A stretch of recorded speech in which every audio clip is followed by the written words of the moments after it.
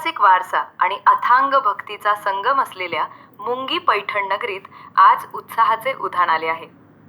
ज्या गावाने महाराष्ट्रातील अश्मयुगीन संशोधनाची पहाट पाहिली आणि जिथे थोर बाजीराव पेशव्यांनी निजामाला नमवून मुंगी शेवगावचा तह केला, अशा या पवित्र पावन नगरीत आज आई मुंगादेवीची यात्रा मोठ्या थाटात साजरी होत आहे. आपण पाहत आहे ब्रेकिंग महाराष्ट्र न्यूज मुंगी पैठण. ज्या गावाचा ओलावा लेकीच्या मनात कायमचा घर करतो, जिथल्या गारव्याच्या झाडाची ओढ सासूर वाशिणीला साता समुद्रापार ओढून आणते, ते गाव म्हणजे गोदाकाठचे मुंगी पैठण. केवळ धार्मिक यात्रा म्हणूनच नाही, तर अश्मयुगीन इतिहास आणि लेकीच्या माहेराचा सन्मान म्हणून या गावाकडे पाहिले जाते. म्हणूनच लोककाव्यात म्हटलंय, लगीन चिठ्ठी लिवा माझ्या त्या माहेराला, बया मालनीची मुंगी पैठण आहेराला, बया मालनीची मुंगी पैठण आहेराला. ब्रेकिंग महाराष्ट्रासाठी आज आपण आहोत ऐतिहासिक मुंगी गावात. गोदावरीच्या काठावर वसलेलं हे गाव केवळ धार्मिकदृष्ट्याच नाही, तर ऐतिहासिकदृष्ट्याही खूप महत्त्वाचं आहे. आज यात्रेनिमित्त इथं जनसागर लोटला असून आई मुंगादेवीची महती अगाध आहे. ही देवी नवसाला पावणारी आई म्हणून ओळखली जाते. भाविकांची अशी श्रद्धा आहे की इथे मनोभावे मागितलेला नवस पूर्ण होतोच. अनेक भाविक इथे येऊन सवाष्णी घालतात, तर काही जण पाळणा सोडण्याचा नवस करतात. ज्यांचे नवस पूर्ण होतात ते आपल्या लहान मुलाला पाळण्यात ठेवून मनोभावे नवस फेडतात. विशेष म्हणजे प्रत्येक भाविकाचा नवस हा खाजगी आणि मनातल्या मनात असल्याने इथल्या श्रद्धेची रूपही वेगवेगळी आणि अनोखी पाहायला मिळतात. मुंगादेवी यात्रेनिमित्त 9 दिवस अगोदर घटस्थापना होते. त्यानंतर मग चैत्र शुद्ध पौर्णिमा म्हणजे हनुमान जयंतीच्या नंतर येणारा जो मंगळवार आहे, त्या मंगळवारी मुंगादेवीची यात्रा असते.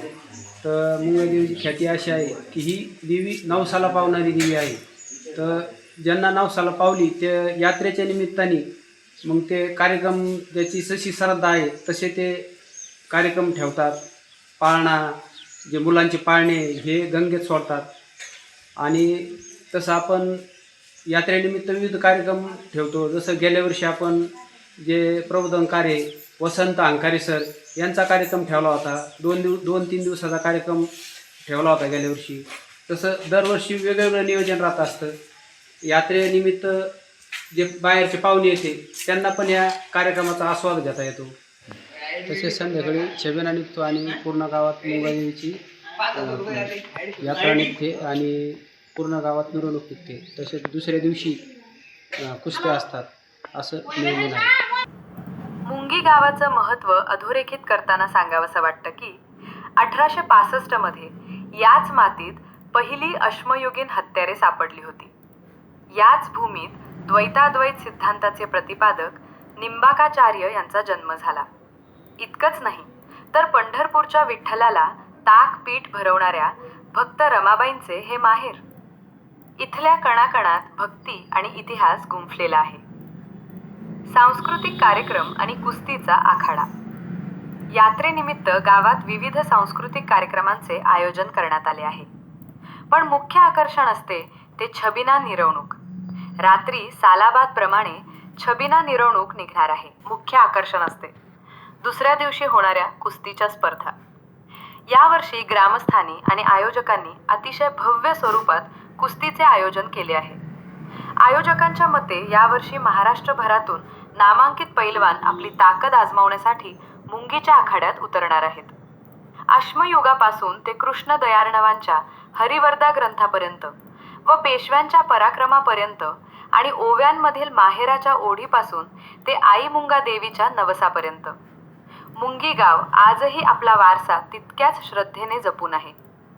गोदावरीच्या काठावरची ही गर्दी आणि हा उत्साह सांगतोय की महाराष्ट्राच्या मातीतील परंपरा आजही तितक्याच प्रबळ आहेत. तर ही होती ऐतिहासिक आणि आध्यात्मिक मुंगी पैठण नगरीची खास बातमी. तुम्हाला हा व्हिडिओ आवडला असेल तर लाईक करा आणि तुमच्या मित्रपरिवारासोबत शेअर नक्की करा. महाराष्ट्रातील अशाच ताज्या घडामोडी, ऐतिहासिक वारसा आणि भक्तीच्या बातम्या पाहण्यासाठी आमच्या ब्रेकिंग महाराष्ट्र चॅनलला आजच सबस्क्राईब करा आणि बेल आयकॉन दाबायला विसरू नका. पाहत रहा ब्रेकिंग महाराष्ट्र. जिथे घडते तिथे आम्ही असतो.